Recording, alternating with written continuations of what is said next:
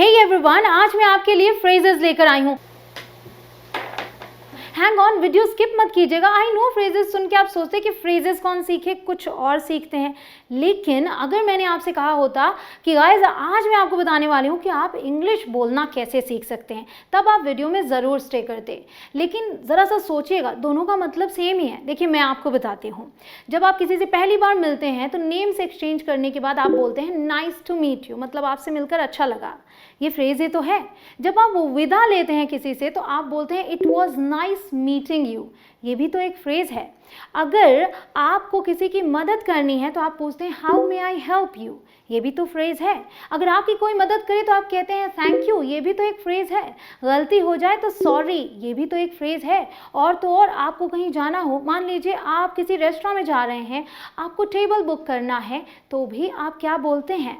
आप फ़ोन करते हैं और पूछते हैं इवन आप कहते हैं I'd like to book a table for two और I'd like to make a reservation। ये सारे फ्रेजेस ही हैं। तो फ्रेजेस ही तो हैं जो आपको जल्दी से जल्दी इंग्लिश बोलना सिखा सकते हैं। इस बात को लोग मानते नहीं। मैं मानती हूँ कि आपको टेंसेस आने चाहिए अगर आप अच्छी इंग्लिश बोलना चाहते हैं, वो अपनी जगह ठीक है। लेकिन आपको फ्रेजेस भी आने चाहिए अगर आप इंप्रेसिव इंग्लिश बोलना चाहते हैं और जल्दी से जल्दी बोलना चाहते हैं। तो अगर आप सच में इंग्लिश बोलना चाहते हैं तो आपको 3 काम करने चाहिए। पहला, आपको इस वीडियो में एंड तक बनाए रहना चाहिए ताकि आप सब कुछ सीखें और जल्दी से जल्दी इंग्लिश बोलें। दूसरा, आपको इस वीडियो को शेयर करना चाहिए, क्योंकि कभी भी आपको कुछ अच्छा मिले तो उसे शेयर करना चाहिए। तो अपने फ्रेंड्स के साथ शेयर ज़रूर कीजिएगा। तीसरा, आपको इन सभी फ्रेजेस की प्रैक्टिस करनी चाहिए। सिर्फ और सिर्फ वीडियो देखना नहीं है, प्रैक्टिस करना है। तो गाइस वीडियो में एंड तक बने रह के प्रैक्टिस ज़रूर से करें। चलिए जल्दी से करते हो शुरुआत। My name is Kanchan, you are watching me on English connection. Let's begin. So the first one is keep it under your hat। इसका मतलब होता है इसे राज रखना, मतलब किसी और से मत बताना। तो जैसे हम बोलते हैं keep it a secret, the same way you can say keep it under your hat. Example, Aditya has been fired, Aditya को फायर कर दिया गया है, नौकरी से निकाल दिया गया है। But keep it under your hat, मतलब इसे किसी और से मत बताना। Next, what ever floats your boat, इसका मतलब होता है जो तुम्हें अच्छा लगे। तो कई बार क्वेश्चंस ऐसे होते हैं कि ये करूं या ये करूं, तो आप कहते हो कि जो तुम्हें अच्छा लगे वो कर लो। We can go to the theatre और वाटर पार्क, हम थिएटर या फिर वाटर पार्क जा सकते हैं। Whatever floats your boat means जो तुम्हें अच्छा लगे, जहाँ तुम्हें अच्छा लगे हम वहाँ जाएंगे। तो एक पिक कर लो। योर नट्स, ये इनफॉर्मल है, इसका मतलब है जैसे आप बोलते हैं ना your crazy, your mad, the same way you can say your nuts, तुम पागल हो। Rohan wants to invest all of his savings in the stock market. Rohan अपनी सारी जितना भी उसने बचाया है अभी तक पैसा, वो सब कुछ वो स्टॉक मार्केट में लगाना चाहता है। The guy is nuts. Alright, तो अभी हमने योर नट्स मतलब यू आर था, ऐसे कर दिया आई टेल यू, मतलब मैं तुमसे बोल रहा हूँ कि वो पागल है। गाइस, अगर आपको ये वीडियो पसंद आ रही है तो वीडियो को लाइक ज़रूर कीजिएगा। और अगर आप चैनल पर पहली बार विजिट कर रहे हैं, अभी तक आपने सब्सक्राइब नहीं किया, तो नीचे रेड कलर का बटन आ रहा होगा, उसे क्लिक करके सब्सक्राइब करें। उसके बाद आने वाले बेल आइकॉन को ज़रूर प्रेस करें ताकि आप तक नई वीडियोज़ की नोटिफिकेशंस पहुँच जाए। नेक्स्ट इंटरेस्टिंग है, रेज द बार, मतलब थोड़ा और कठिन बना देना। जैसे एक स्टैंडर्ड सेट होता है, उससे भी थोड़ा उसको कठिन कर देना और ऊपर ले जाना। To raise the level.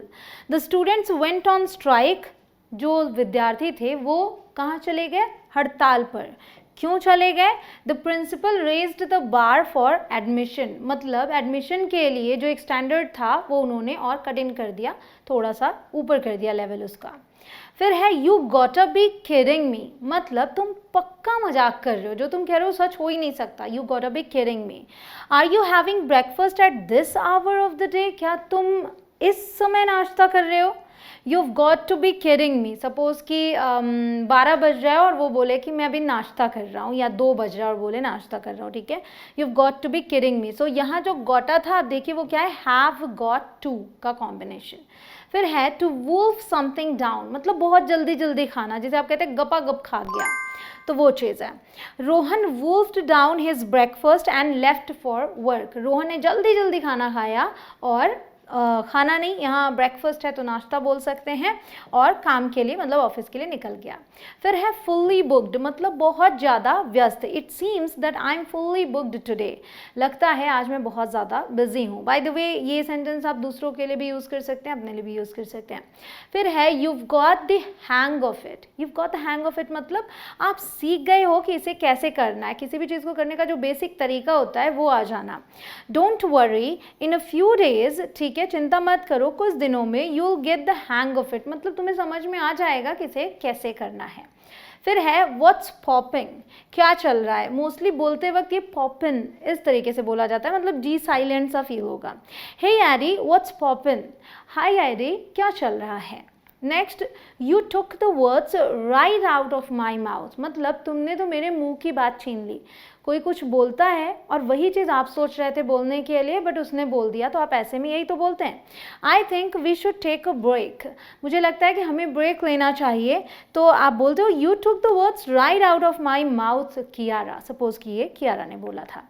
Next, God speed मतलब सुरक्षित रहो, सफल हो। जैसे हम प्रे करते हैं किसी के लिए, तो सुरक्षित होने के लिए, सफल होने के लिए, इनके लिए हम गॉड स्पीड यूज़ कर सकते हैं।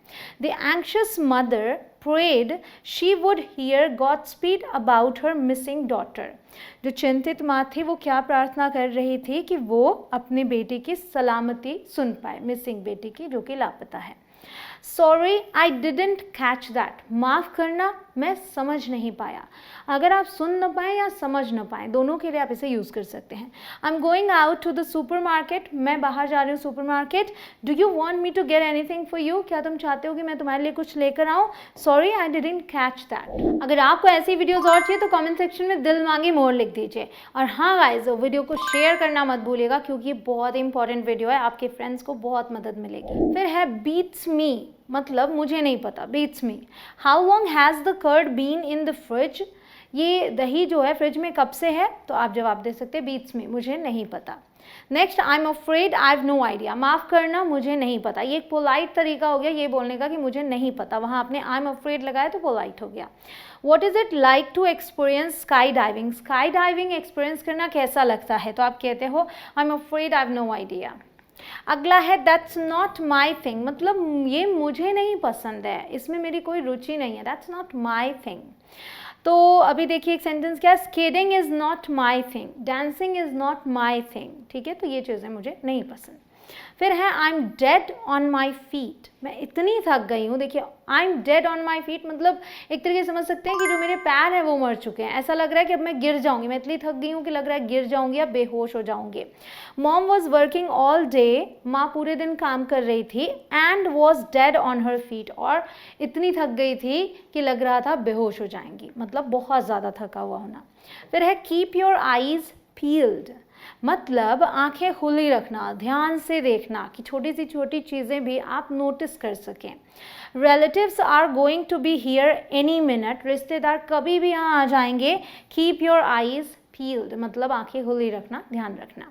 The best thing since sliced bread, इसका मतलब होता है बहुत अच्छा, वेरी गुड, ठीक है, तो किसी चीज़ को कहना हो कि बहुत अच्छा है तो आप ये फ्रेज यूज़ कर सकते हैं। The new iPhone is the best thing since sliced bread, I have to buy one, मुझे ख़रीदना है। ऐसे ही 100 और फ्रेजेस सीखने के लिए आप इस वीडियो को देख सकते हैं, और इसे देखने के लिए आपको यहाँ आई बटन पर क्लिक करना होगा या फिर लिंक आपको डिस्क्रिप्शन में मिलेगी। बहुत ही अमेजिंग वीडियो है, वो भी ज़रूर देखिएगा। फिर है nothing to write home about, अभी इसका मतलब है साधारण है, कुछ खास नहीं है, साधारण है कोई चीज़ तो आप बोल सकते हैं nothing to write home about. The movie was nothing to write home about, मतलब मूवी जो थी साधारण थी, कुछ खास बात नहीं थी उसमें। Next, to have a whale of a time, मतलब बहुत अच्छा समय बिताना। वेल मछली बहुत बड़ी होती है तो बहुत ही अच्छा समय बिताना। I had a whale of a time at the wedding, शादी में मैंने बहुत अच्छा समय बिताया, मतलब बहुत मज़ा आया, एक्सपीरियंस बहुत अच्छा था। नेक्स्ट, ऑल ईयर्स, ध्यान से सुनने को तैयार। अगर आप किसी से कहते हैं I am all ears, that means I am ready to listen to you, and that too I am excited, मतलब मैं सुनने के लिए तैयार हूँ, उत्सुक हूँ। The children were all ears when the teacher told them stories. जब टीचर ने बच्चों को कहानियाँ सुनाई तो बच्चे सुनने के लिए बिल्कुल तैयार थे, ध्यान से सुन रहे थे। फिर है माई लिप्स आर सील्ड, मतलब मैं किसी को नहीं बताऊंगी या बताऊंगा। My lips are sealed she said with a smile, उसने स्माइल करते हुए बोला कि मैं किसी को नहीं बताऊंगी। फिर है प्ले समथिंग बाय ईयर, आपने ये सुन रखा होगा कहीं या पढ़ा होगा, समझ नहीं आता, अब समझिए। बिना प्लान किए, ठीक है, बिना प्लान किए रिजल्ट या परिस्थिति के हिसाब से काम करना, मतलब रिजल्ट क्या आएगा या जो सिचुएशन है उसके हिसाब से आपने कोई चीज़ किया, पहले से प्लान नहीं किया, तो उसके लिए आप इसे यूज़ कर सकते हैं। Shall we make a reservation for lunch और shall we play it by ear, मतलब क्या हमें लंच के लिए रिजर्वेशन कर लेना चाहिए, पहले से बुक कर लें, या फिर जैसी परिस्थिति होगी उसके हिसाब से कर लेंगे। आई होप आपको ये वीडियो बहुत पसंद आई और आप इसे अपने फ्रेंड्स के साथ ज़रूर से शेयर करेंगे। गाइस, अगर आप मेरे कोर्सेज देखना चाहते हैं तो इंग्लिश कनेक्शन ऐप इंस्टॉल करें प्ले स्टोर से, वहाँ कोर्सेज हैं, उन्हें देखें और जल्दी जल्दी इंग्लिश बोलना सीखें। मिलती हूँ आपसे अगले लेसन में। जय हिंद।